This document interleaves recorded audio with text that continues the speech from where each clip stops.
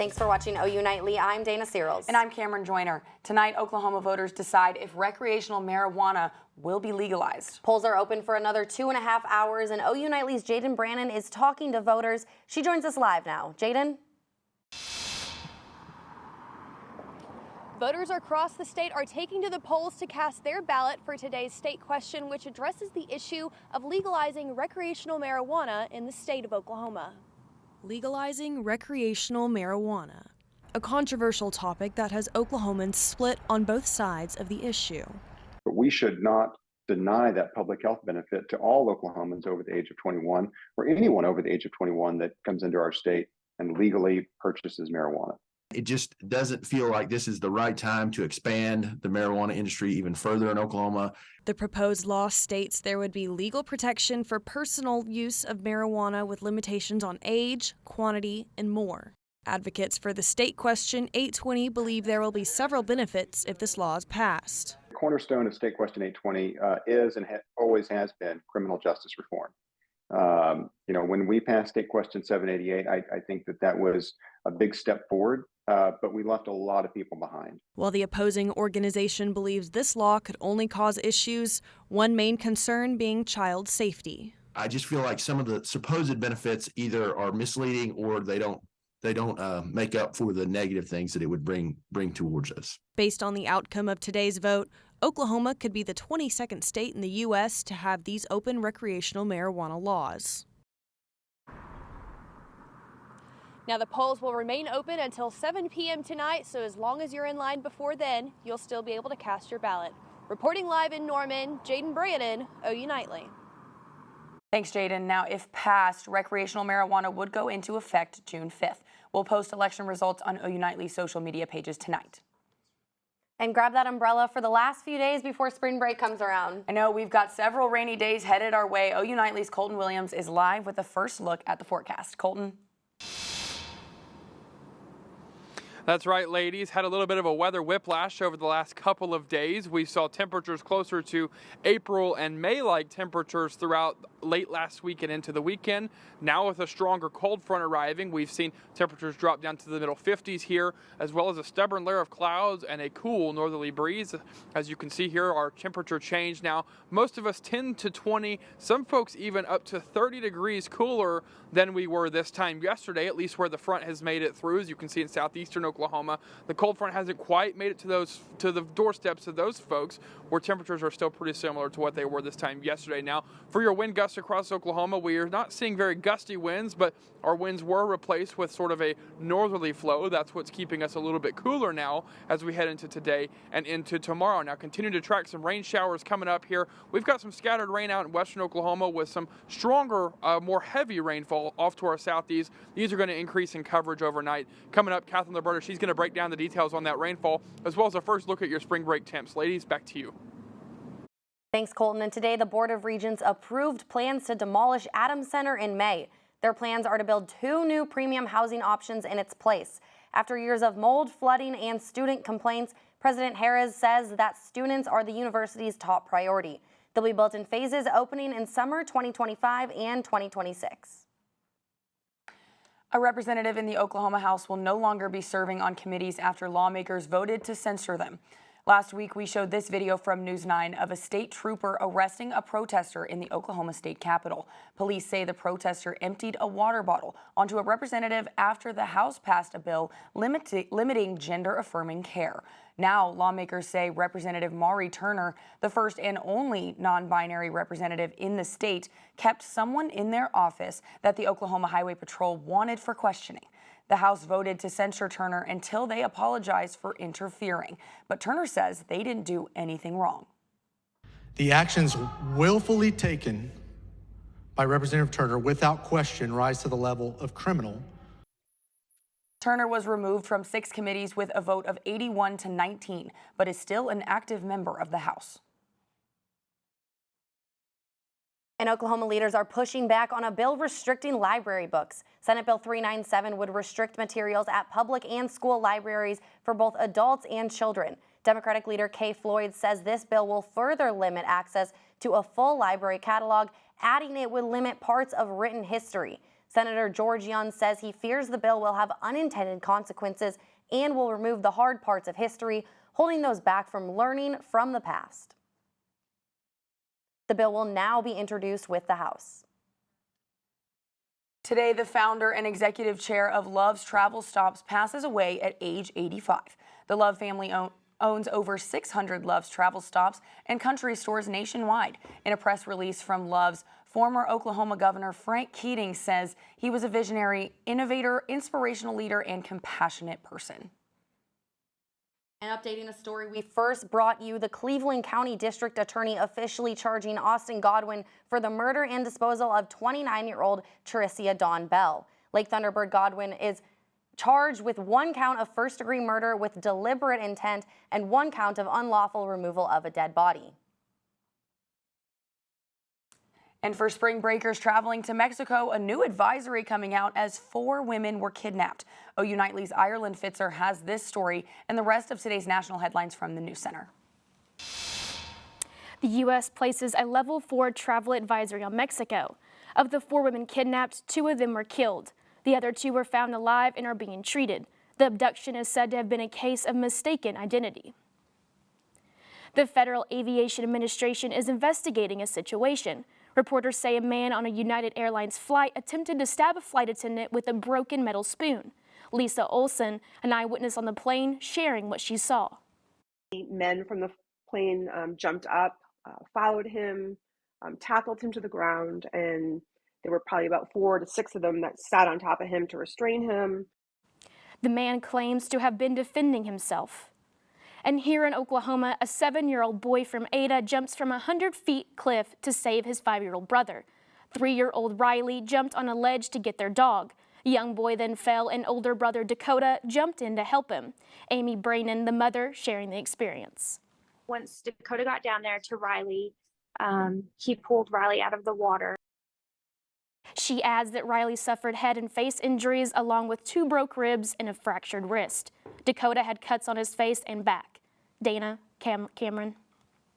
Thanks, Carolynn. Virtual reality may soon be for more than just your average video game. When we come back, find out how the gaming tech has a future in the healthcare world and who it will benefit. Plus, another crossover in the technology world, TikTok has a brand new feature that could allow creators to get just a little more creative. All that and more ahead on OU Nightly.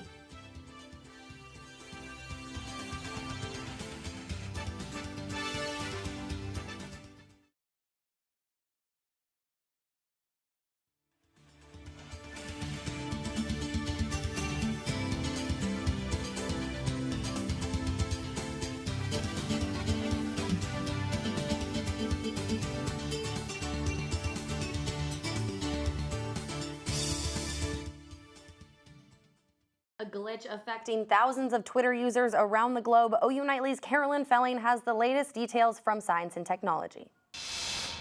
If you were on Twitter yesterday and ran into some issues, just know that you were not alone. Some users had trouble logging into the site while others couldn't load images or links. Twitter blamed the bugs on an internal change, this amid many layoffs in the company. This is at the second major glitch Twitter has had this week and the third one this month. Virtual reality may soon be making big waves in the healthcare industry. A study at Michigan State University is hoping that it can help in-home caregivers maintain their mental health. Experts say that caregivers face a lot of stress from the job, and researchers hope that VR will give them a chance to go on a vacation without ever leaving their seat. And you may soon have to pay to watch premium content from your favorite TikToker. TikTok is launching a new feature called Series for the app. Creators will now be able to share longer stories behind a paywall. They can also decide the price tag on it. Each series can have up to 80 videos that are 20 minutes long. TikTok says that only some users have the feature right now, but more people will be able to apply for it. Cameron, Dana. Thanks, Carolynn. And a unique take on Comic-Con is coming to Oklahoma City. Coming up, we'll tell you how they are putting a special Oklahoma spin on it. Plus, after some warm temperatures earlier this week, we've seen a cool down. Kathleen Liberta is here to tell us why and what the rest of our week could look like. That's right. Campus is looking a little gloomy right now as those cold temperatures push in, plus some rain chances are going to come. I'll have all of that timing and more coming up right after this.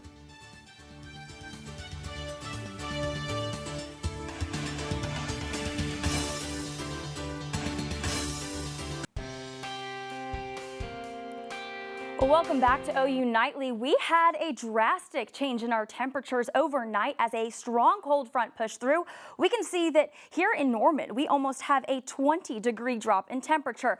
And parts of the western part of the state, Elk City, Woodward, seeing almost a 25-degree drop in temperature. Now, looking at our currents in the metro, we can see lots of 40s, Stillwater still sitting in the 50s, but statewide, we can see that cold front made a drastic difference out west, but parts of the southwestern part of the state have not seen that cold front come through just yet, which is why they are still seeing 70-degree temperatures. Now, as we head overnight, we are going to see our chances for rain skyrocket as we have a strong storm system move in. And then as we look to tomorrow morning, our temperatures aren't going to change very much, but we are going to see the less chance for rain before we have a second round of showers that are going to move through. Now, let's time it out. Our futurecast, we can see some strong storms are going to set up late tonight. Around 9 o'clock is when they're going to start, but this is 11:35. We can see stronger rain here in Norman, a couple of stronger showers down just south of us, and those areas could see some quarter-size hail. We're not going to worry about hail here in Norman, but then as we look at Wednesday, it's going to be pretty clear before we have that second round of showers, a couple of pop-up storms here in Norman Wednesday night into Thursday morning. Now, those will all push out as we head into Thursday morning. Now, like I said, we're not going to be worried too much about hail here in Norman, but our biggest risk is going to be flooding. We can see that we are in a moderate risk for flooding here in Norman, Oklahoma City, including Tulsa as well. And then looking at Wednesday, that moderate risk moves southeast and includes parts of McAllister, Ardmore. And the reason that we are going to have this localized flooding is because of just how much rain is going to be associated with these systems. We can see that Norman, we are almost going to see an inch of rain over the next 2 days, and parts of Ardmore could see almost 3 inches of rain. Now, looking at our highs for tomorrow, we are going to see a pretty average day for us. 56 here in Norman, 51 out in Woodward, but we are going to have those showers moving in.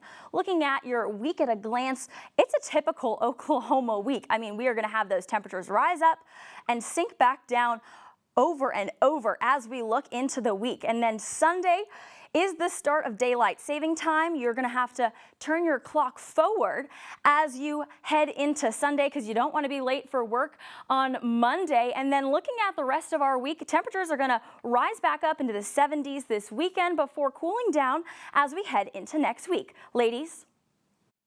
Thanks, Catherine. Now, a unique spin on Comic-Con with a heavy indigenous influence, is coming to the new First Americans Museum in Oklahoma City. Indigipop X, also known as IPX, starts this Friday and goes through Sunday. The convention will feature popular indigenous artists, vendors, and activities like glow-in-the-dark stickball. They are also hosting a showing of the movie Prey, which is the newest addition to the movie Predator series and features Comanche people. The First Americans Museum is hoping for a good turnout from not only indigenous people, but also from those who aren't native. This event is really just celebrating everything that Native people are doing in contemporary pop culture, because so often we're portrayed in historical context and not really in the contemporary. You can find a link to buy tickets over on our social media accounts. And the Sooner basketball teams are heading to Kansas City for the Big 12 tournament. But a star's injury on the women's team may impact their run in the tournament. OU Nightly's Zoe Watson is here to break it all down in sports. Cameron, Dana, it is the story for OU women's basketball. And head coach Jenny Baranczyk updates us on Maddie Williams' status. Hear what she has to say next in sports.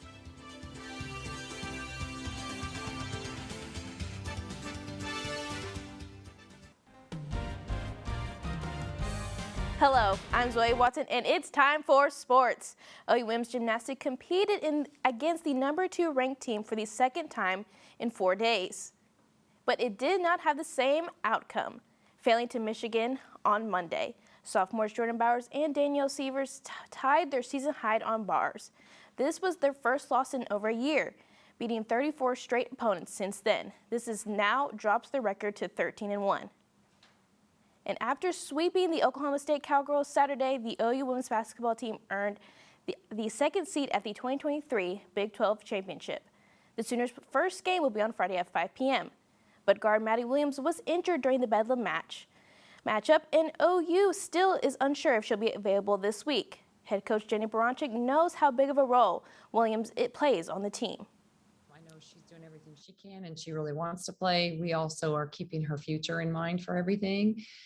So it's she'll be back at some point. I just don't know when. Make no mistake, we're better with Maddie. We want Maddie. I mean, there's no question. And at the same time, if Maddie can't go, somebody's going to step up, and it's not going to be one person. It's going to be all of us.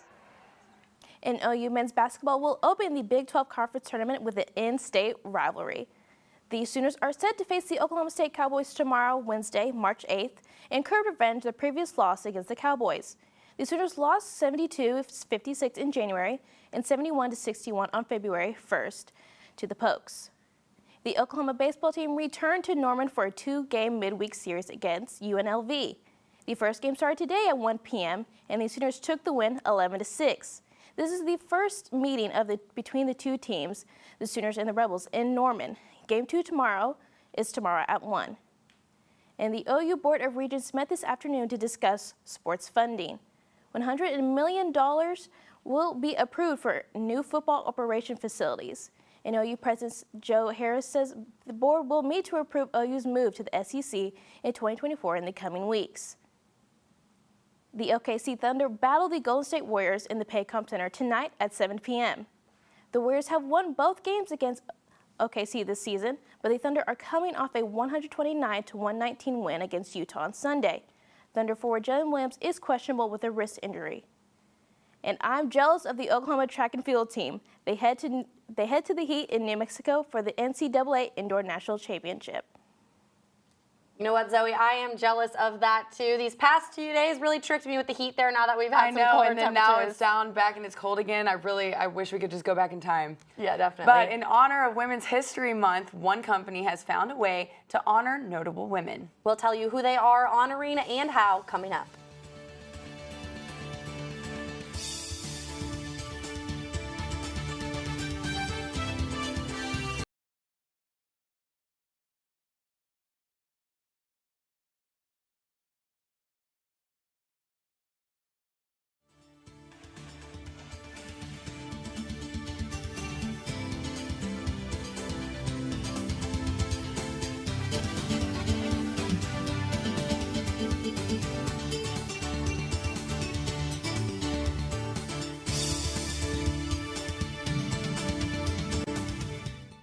I'm Darian Curry at the OU Nightly Update Desk. Tawan Gilbreth, a wanted man, now behind bars.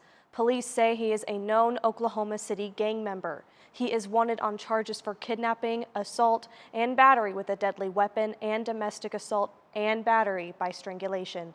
Dana, Cameron, back to you. Thanks, Darian. And in honor of Women's History Month, toy company Mattel reinvented the iconic Barbie to honor female STEM trailblazers. It's super awesome, guys. The Barbies are honoring the Wojcicki sisters, a former YouTube CEO, the CEO of the at-home DNA testing company 23andMe, and a professor of pediatrics and epidemiology. Wow, what some notable women those are. And these Barbies unfortunately aren't for sale because they're going to be given as a gift.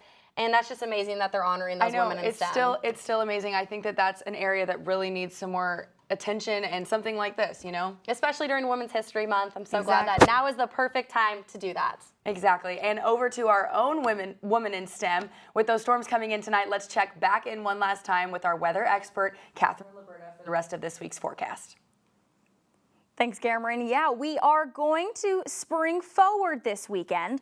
We are entering daylight saving time, which means before you head to bed on Saturday night, make sure to change your clock forward an hour. That means you're going to lose an hour of sleep, but your sunset and sunrise are going to be pushed back an hour. So you might see some more sunshine as we head over the next couple of months. Now, looking at our 7-day forecast, we can see those storm systems push out after Thursday, and then temperatures are going to be beautiful as we head into the weekend.